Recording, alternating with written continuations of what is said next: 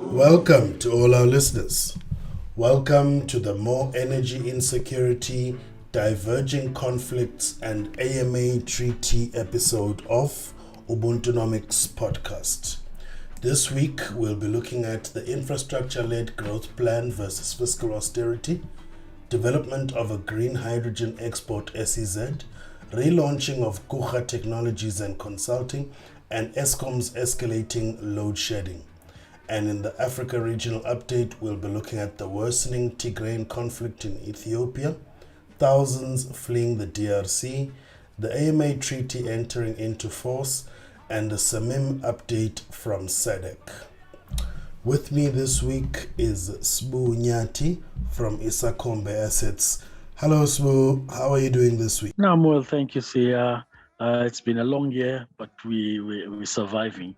How are things your side? I'm very well, thank you. I can't complain, except that I'm obviously as well, just like you, feeling a bit of fatigue as we come towards the end of the year. And on that note, this is just a reminder for all our listeners to hit the subscribe button across all platforms, and if you're enjoying this episode, hit the like button and share it amongst your family and friends. On that note, let's get started with the SA update this week. The first story in the SA update this week is infrastructure-led growth. Not exactly. The fourth South Africa Investment Conference, which would have been held this month, has been moved to March 2022. Due to several other events taking place at the same time, such as the COP26 Climate Conference and the Intra-Africa Trade Affair in Ethekwini next week. The first investment conference was held in 2018, and over the past 3 years, the conference has attracted over thousands of attendees and raised just over 770 billion rand in investment commitments from a target of 1.2 trillion for 2018 to 2023. However, a recent study by Statistics South Africa found that there's been a 29% decline in public sector capital expenditure from 2016 to 201 billion rand in 2018. Capital expenditure represents the money that is spent on construction, machinery, equipment, land, buildings, and other fixed assets which have an important impact on communication, travel, logistics, and the provision of public services. Public sector institutions spent about the same amount of money on fixed assets in 2020 than they did in 2012. In 2020, public corporations accounted for the bulk of public sector capital expenditure at 38%, followed by municipalities at 27% and provincial government at 16%. And higher education contributed the least at 3%. Sbu, you had a few points to raise about the structural adjustment programs as well as the current austerity that South Africa's fiscals is under. Yeah, for starters, I'd say maybe it's a good thing that the investment conference was moved to next year because it has failed to live up to expectations.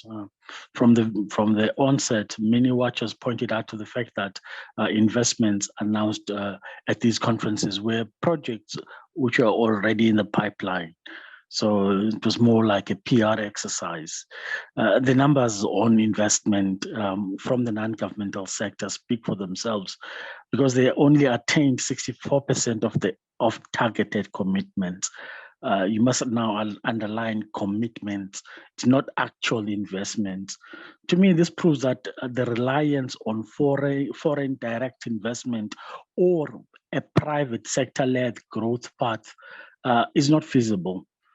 On the other hand, we have a government intent on strangling the growth prospects by embarking on fiscal consolidation or austerity.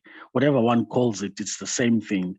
I mean, the mainstream has been fixated with this small government plus a market fundamentalist rhetoric.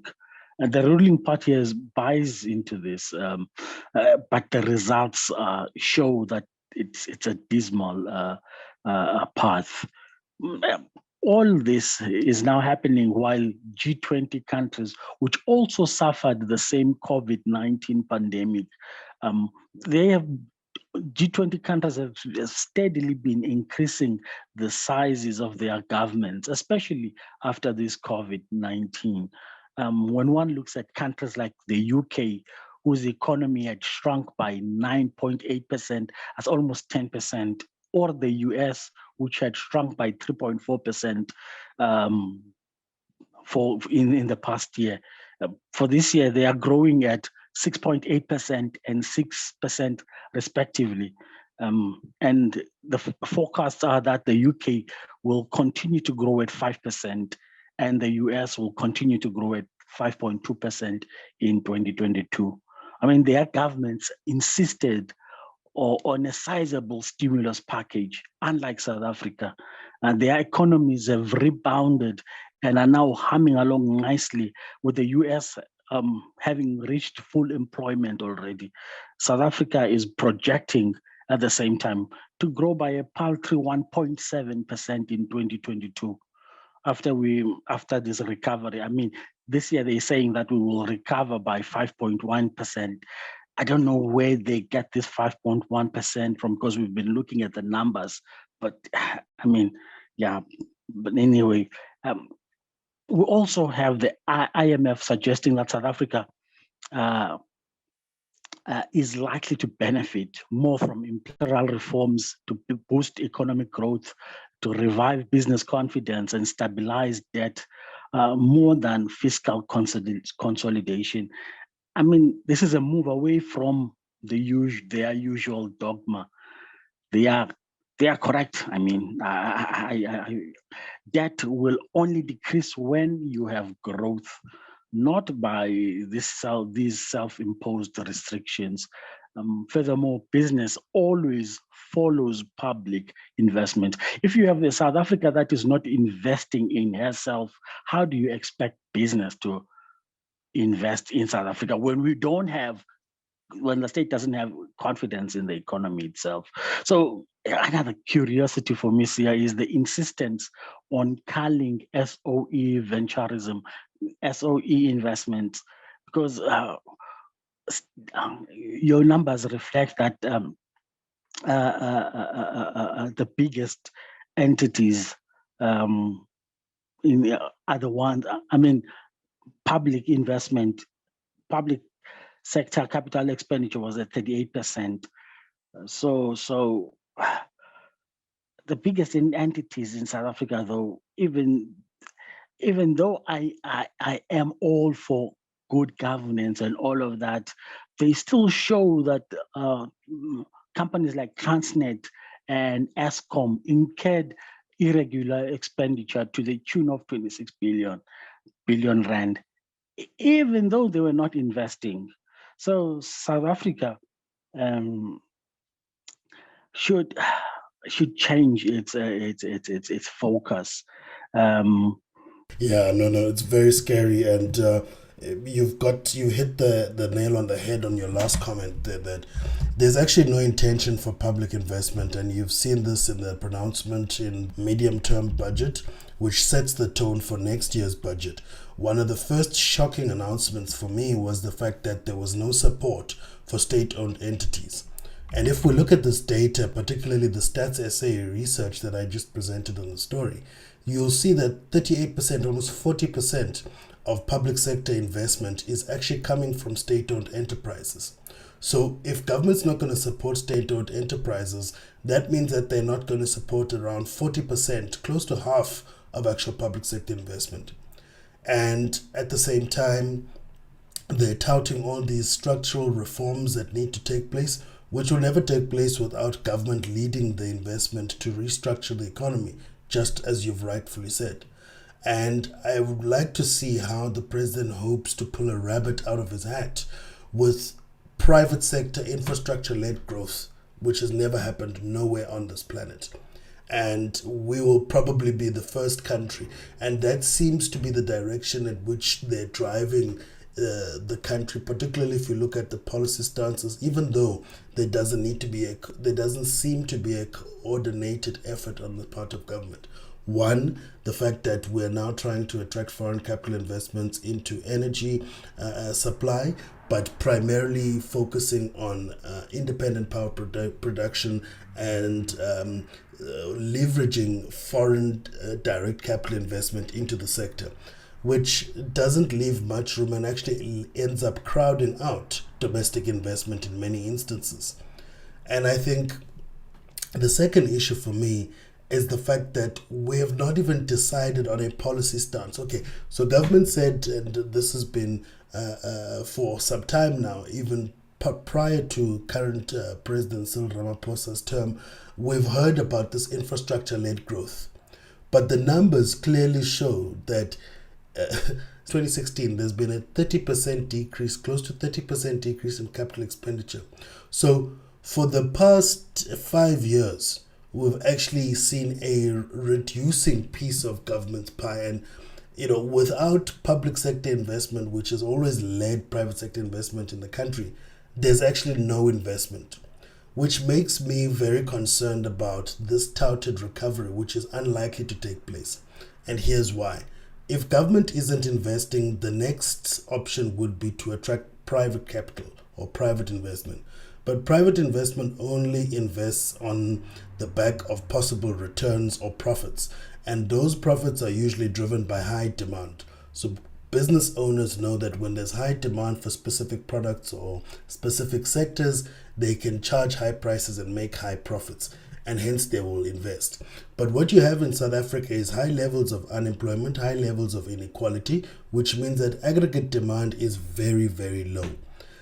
Particularly given also the historical factor that the majority black population is not actually economically active by and large.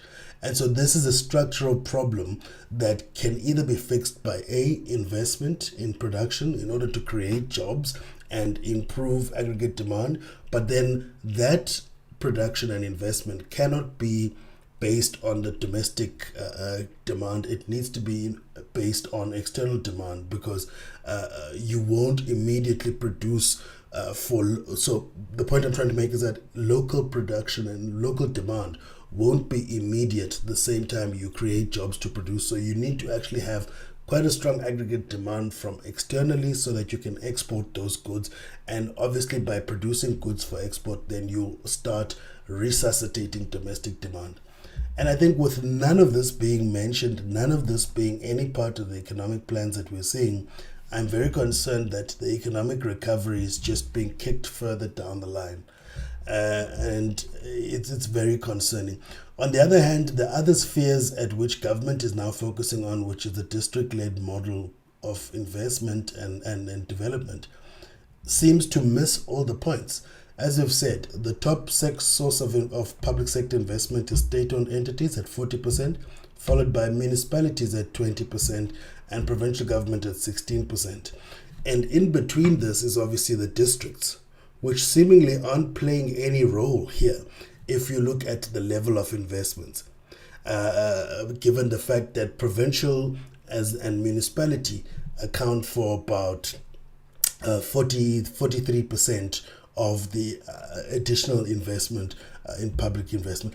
And the last point I want to make is the seriously concerning issue that higher education investment currently accounts for 3% of actual public sector investment. So I wonder, you can understand the aspect of state-owned entities. They're investing in their actual operations, whether that be energy generation in the case of Eskom or ports operations in the case of Transnet. So I wonder, what is government investing in if only 3% is being spent on education and municipalities aren't investing in anything much besides service delivery? So there's no forward-looking plan in government's investment plan in any instance. And I think this is a very, very concerning fact and makes me wonder, how long will it take and how much further will things deteriorate in the country before we start recovering? On that note, that takes us to the next story in the SA update: development of green hydrogen export SEZ in Northern Cape. The Minister of Forestry, Fisheries and the Environment, Ms. Barbara Creasy, announced the Green Hydrogen Export Special Economic Zone SEZ to be developed in the Northern Cape, with Sasol as an anchor investor. The intention is to have a dedicated green grid, electrolyzer park, and green hydrogen related SEZ to manufacture green hydrogen industry related goods and services in the Northern Cape. This follows the cabinet approval on 14 September to extend the South African Hydrogen Society Roadmap HSRM for the next 10 years. The local manufacturing of hydrogen products and components will contribute towards job creation, skill development, and enhance economic transformation in one of the poorest provinces in the country. Smoo, what are your thoughts on this one? Yeah, it's a very welcome development, especially the speeding up of processes through close working relationships with investors. The reducing the time frame for electricity grid development from 7 to 3 years is most appreciable. I think they could even cut that down to say like 1.5 years to do all of that. But in any case, the Department of Environment should extend this their pre-negotiated model for authorization of servitudes for other developments too.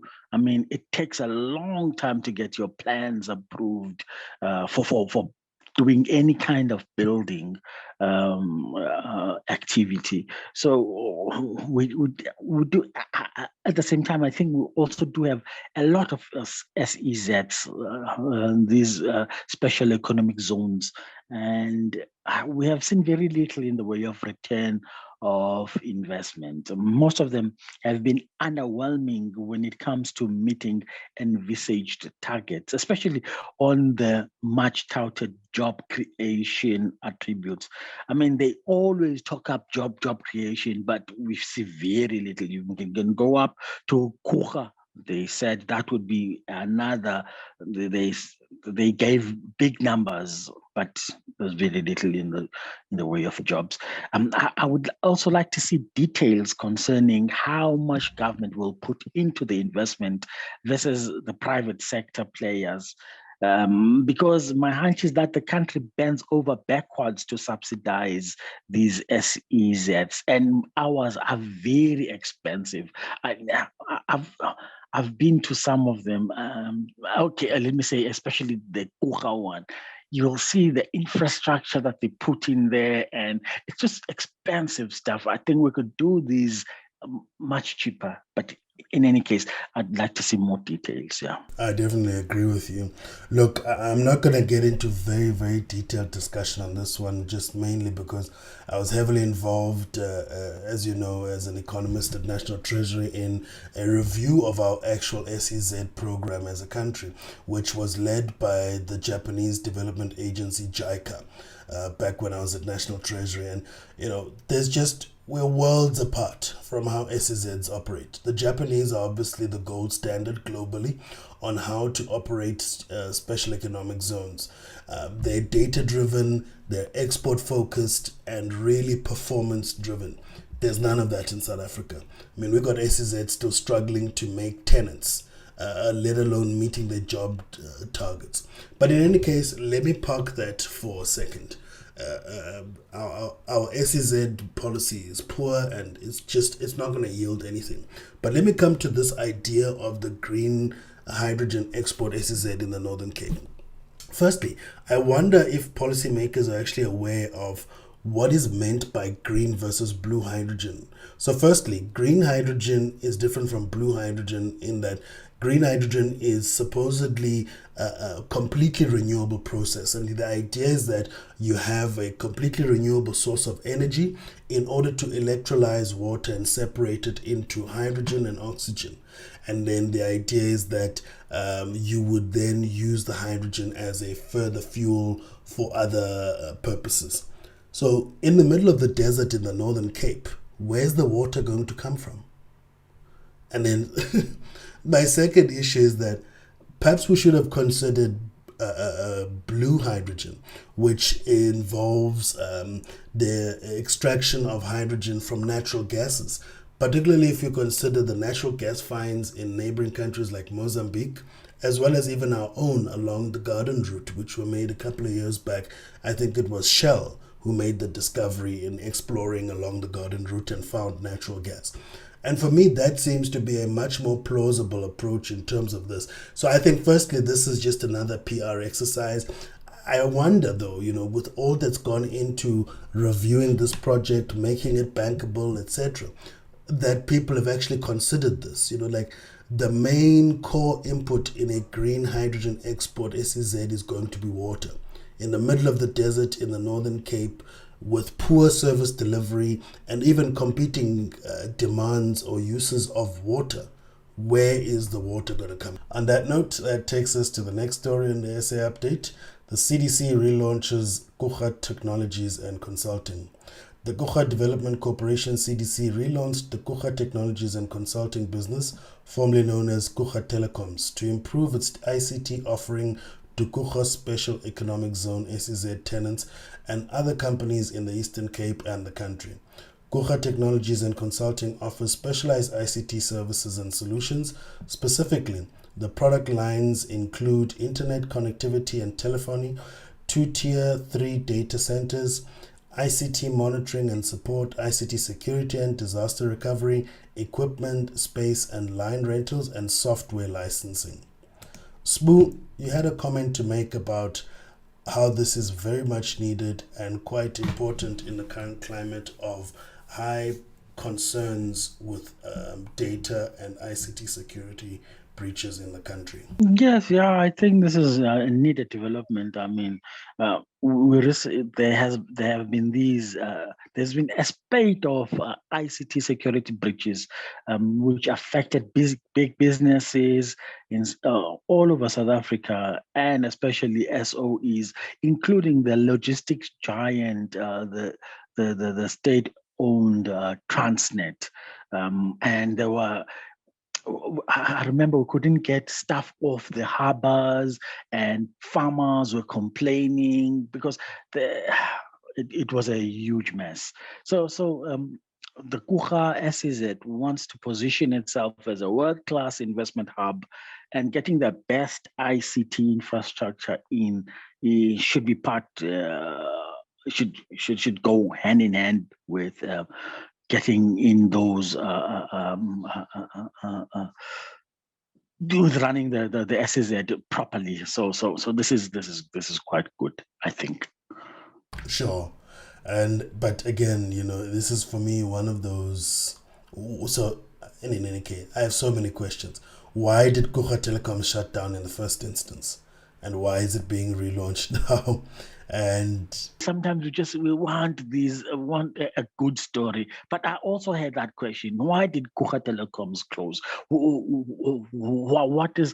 I mean, if you look at Coega, the CDC itself, they are into all sorts of things, into project management, they're into energy, but they were initially, they were supposed to be operators of that SEZ. They were supposed to build it and operate it, but they are into all sorts of things. So which means my question is, why did Coega Telecoms fold in the first place? Was it because there was not enough demand for their services? I don't know. So, yeah. One thing I can say, for example, is precisely what you're saying. These SEZs that service every need and other need of business, etc. I think we're fundamentally missing the philosophy of SEZs, which is it's supposed to be an area where business is unregulated in a way. Not a sort of free-for-all, but the idea is that we deregulate business to some extent and reduce the cost of operating so that they can do what is needed for the country, which is export as a key objective of SEZs. And now if you're going to offer them ICT services, all kinds of services which the state itself is not specialized in, when you're struggling to even make the number of required tenants to fill your SEZ, you're obviously running a failing enterprise, because you're only supposed to focus on one thing, whether that be allowing businesses to pay really low wages or allowing businesses to have access to a one-stop export and customs shop or something. But the point is, you're only supposed to focus on one thing, which as an SEZ you offer that businesses cannot access from outside of the special economic zones. ICT services are quite cheap, and there's a lot of local telecoms companies that are operating in the space, and competition is high. You don't need government providing these services at all. But what government can provide, which is the monopoly of government, is deregulating specific sectors that are key to that special economic zone. And this is what's missing. And this is precisely what I was referring to earlier when I discussed how the way we run and operate SEZs fails completely against the international best practice and the way in which SEZs are supposed to be run. Yeah, I mean, cities at Kuha, they build toilets. I mean, they build schools. I mean, toilets, Yes, I've heard they're also into social infrastructure delivery as well. And they're competing with the likes of the DBSA as well as IDT. It's a shocker. It's a shocker. On that note, that takes us to the last story in the SA update this week.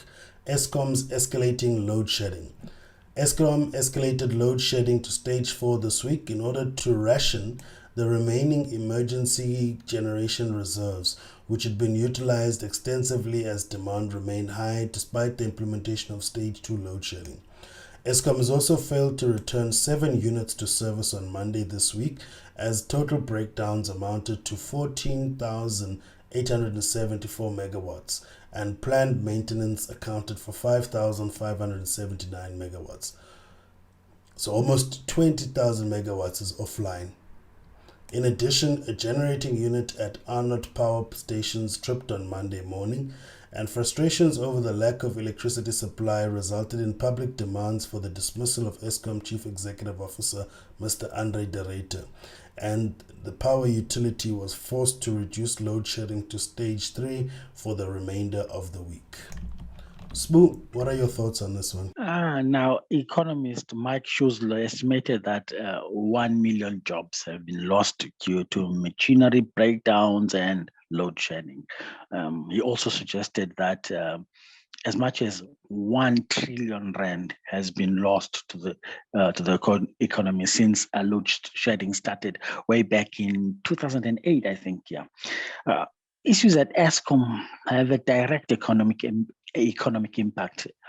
I mean, from small things like matriculants struggling to study under candlelight to small business closures, and most especially opportunity costs for any business, whatever size.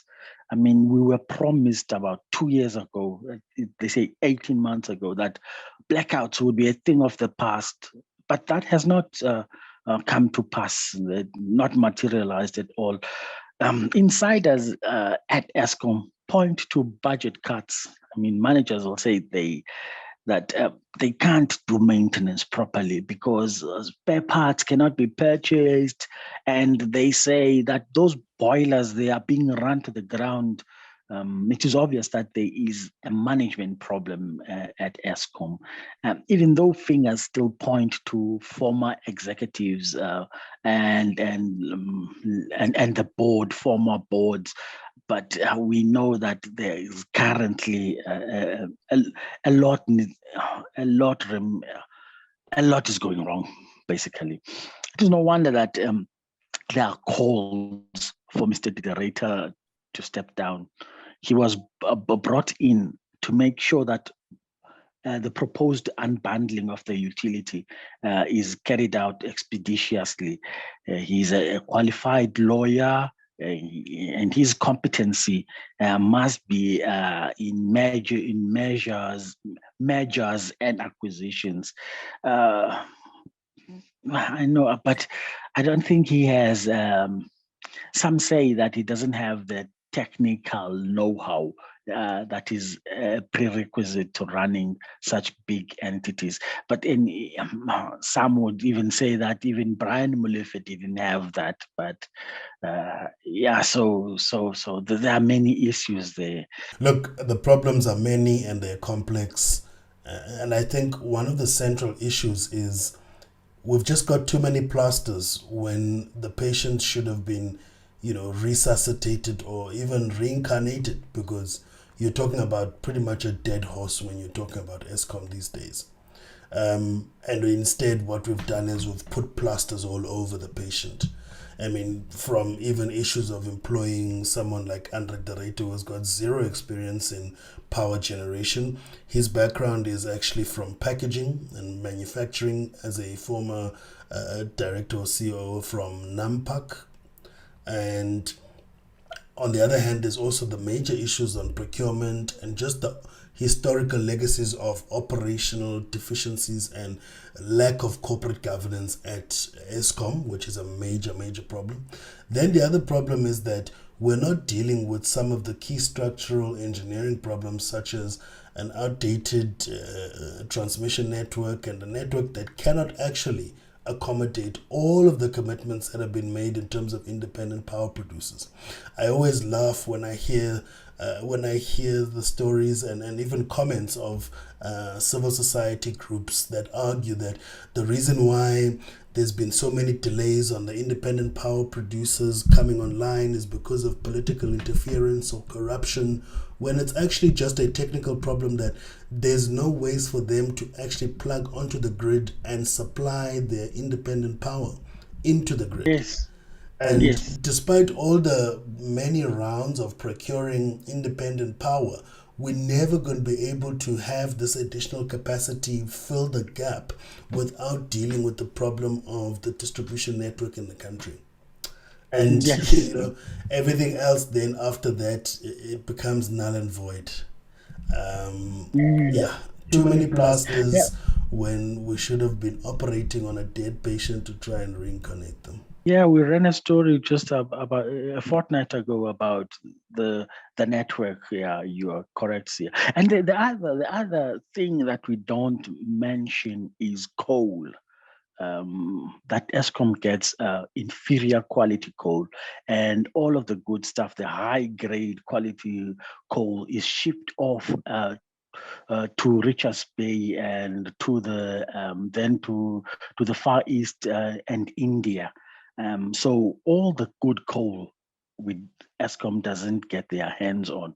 They just get the stuff that has got stones and other minerals, and so their boilers keep crashing, keep getting buggered because we don't get because the high grade quality coal is expensive. And if you ask anyone about the price of coal that Eskom gets, the price ranges from 450 rands per ton to something like 900 rands per ton, depending. So you are right.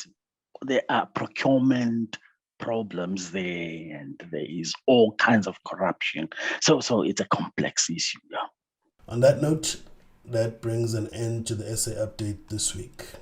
Another reminder to all our listeners on all the platforms, don't forget to hit the subscribe button. And if you're enjoying this episode, please feel free to hit the like button or share it amongst your family and friends. On that note, that brings us to the Africa Regional Update this week. And the first story in the Africa Regional Update is the Tigrayan conflict worsens as Ethiopia enters state of emergency. The year-long conflict in the Tigray region of Ethiopia has reached disastrous proportions and plunged the future of the country and the whole Horn of Africa region into grave uncertainty. Fighting began in early November last year when forces of the Tigrayan People's Liberation Front, TPLF, attacked a federal army base in the region, leading the Prime Minister Abiy Ahmed to order a military offensive against the rebels, which has left thousands dead. Last week, the United Nations Human Rights Commission, the UNHCR, reported serious violations on all sides, which may amount to crimes against humanity and war crimes. The government declared a state of emergency on the 2nd of November 2021 after the TPLF troops and their allies began pushing south towards the capital, according to news reports. Coordinating with the Oromo Liberation Army, the TPLF forces have advanced towards Addis Ababa.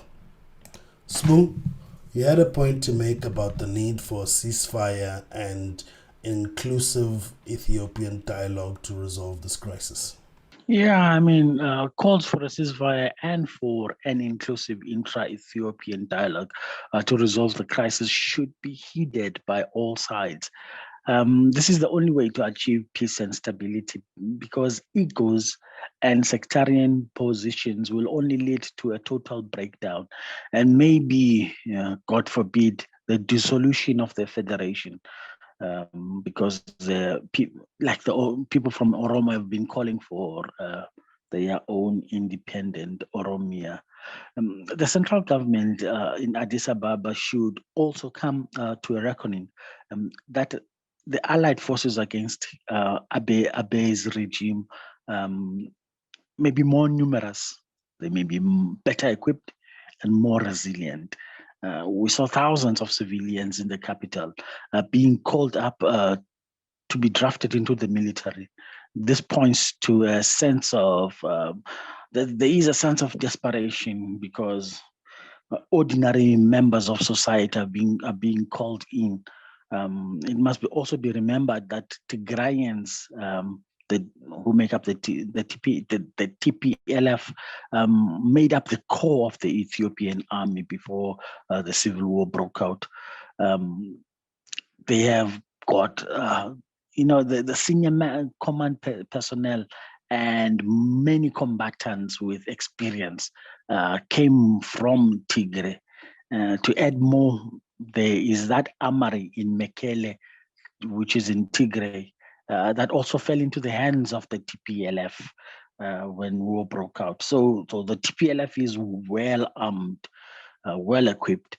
There are also reported incidents of hate speech, ethnic incarcerations. People from Tigray are being incarcerated and they're taken into these secret locations, and there are violations of human rights from all sides, like the story says, and these will only they'll make it difficult for the immediate cessation of hostilities. So it's getting very bad, and yeah. Addis Ababa may fall anytime. Some people have been estimating 2 to 3 weeks, but I doubt that. But it's getting hectic, yeah. On that note, it brings us to the next story in the Africa Regional Update. Thousands flee the DRC. Fighting in the Eastern Democratic Republic of Congo, DRC, has forced at least 11,000 people to flee to neighboring Uganda since Sunday night. Women and children comprise the majority of those who have crossed the border to escape clashes between militia groups and the Congolese armed forces in Rutshuru territory in the DRC's North Kivu province. Some 8,000 asylum seekers crossed at the Bunagana town, and another 3,000 came through the Kibaya border post in Kisoro district. Both the locations are approximately 500 kilometers southwest of the Ugandan capital, Kampala. Many people came with cooking utensils, sleeping mats, clothing, and livestock, gathered hurriedly as they fled. Some appear to have been returning to remote areas in the border vicinity.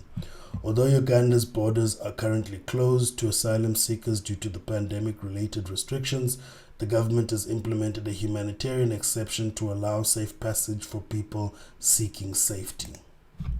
Smoo, you had a point to make about the precarious situation in Eastern DRC.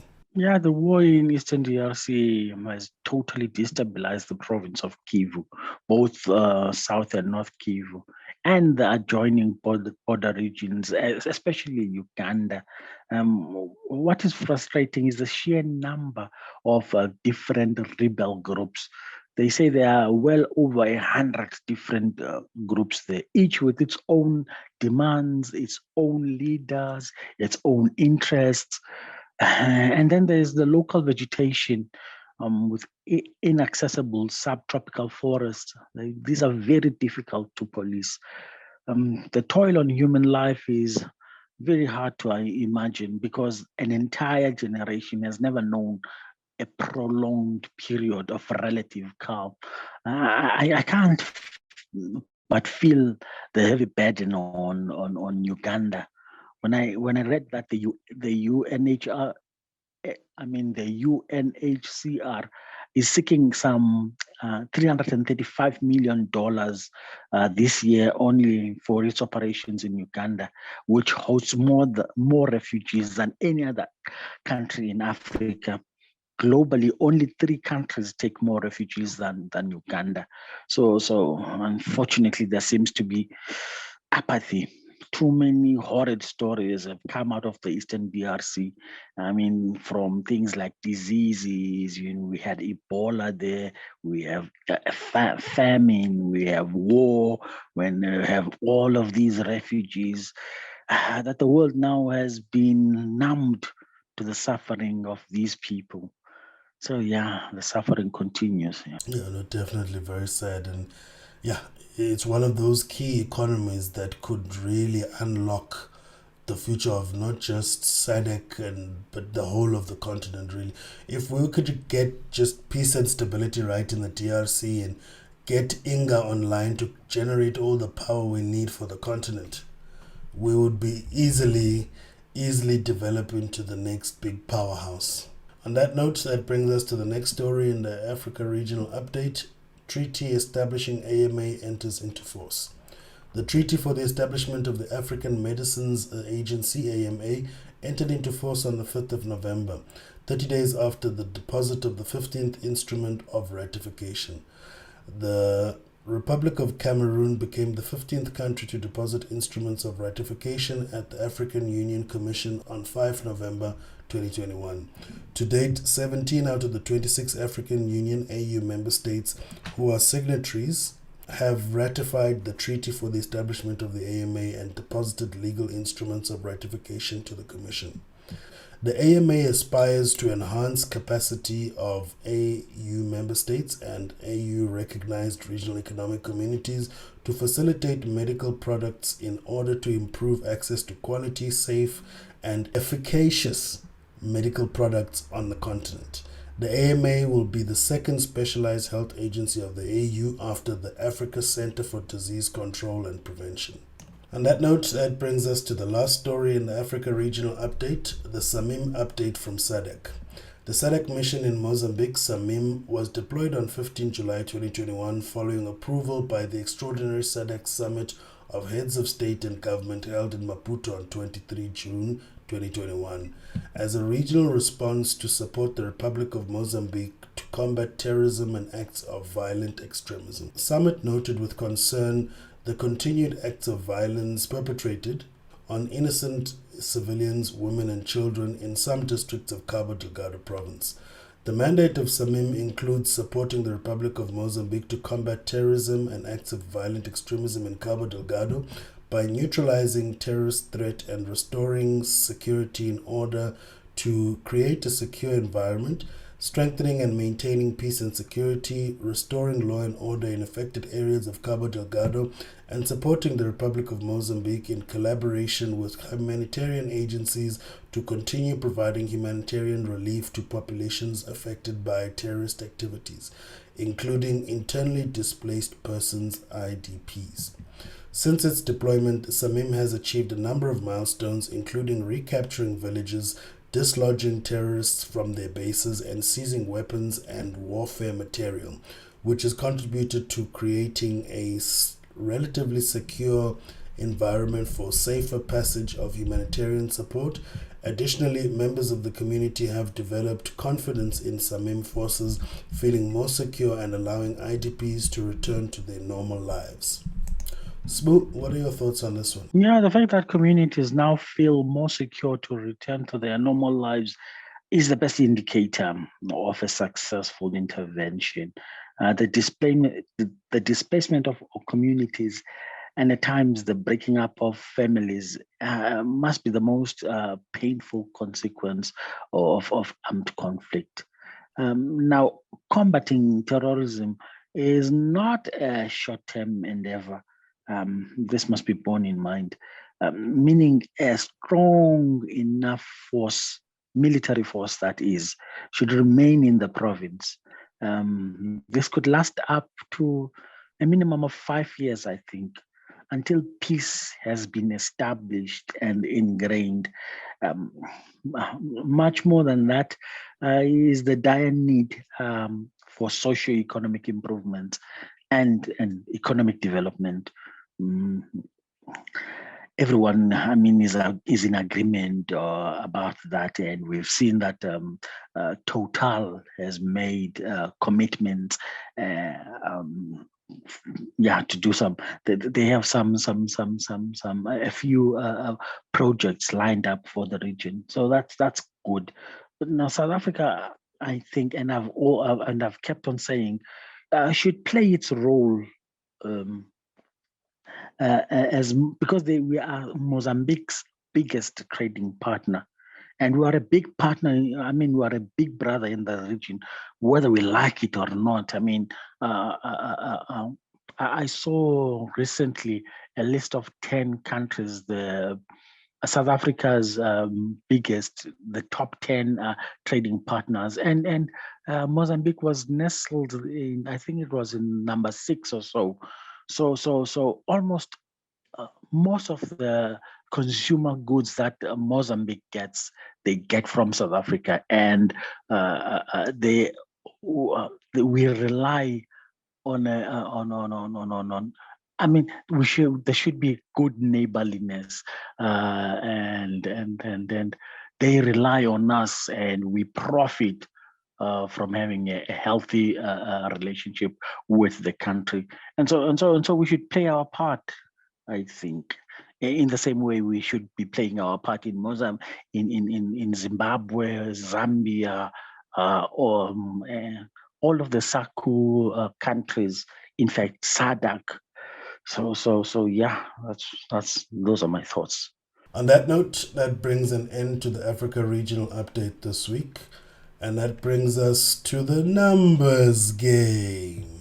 Yes. All right. Numbers. So the number this week, Sbu, is decreased by 3.9% in third quarter 2021. What are we talking about here? Sia, when you mention it, I'll know, but let me just take a jab. I think what could have decreased by 3.9%? That could be closures, business closures. And I'm just taking a guess. All right. Nope, that's not the one. The number this week is actually manufacturing production decreased by 3.9% in third quarter 2021. So manufacturing production increased by 1.3% year on year in September 2021, and seasonally adjusted manufacturing production decreased by 3.9% quarter on quarter in the third quarter of 2021. So 8 out of the 10 manufacturing divisions reported negative growth rates over the third quarter, and the largest negative contributions were made by motor vehicles, parts, and other transport equipment, which decreased by 18.1%, contributing a 1.9 percentage point decrease in manufacturing production, followed by food and beverages, which decreased by 4.4%, contributing a 1.1 percentage point reduction in manufacturing production, as well as basic iron and steel and metal products and machinery, which decreased by 2.2%, contributing a 0.5 percentage point decrease on manufacturing production. So there you have it. In the third quarter of 2021, manufacturing production has decreased by almost 4%. Yeah. Yes. On that note, that brings an end to our episode this week. Africa.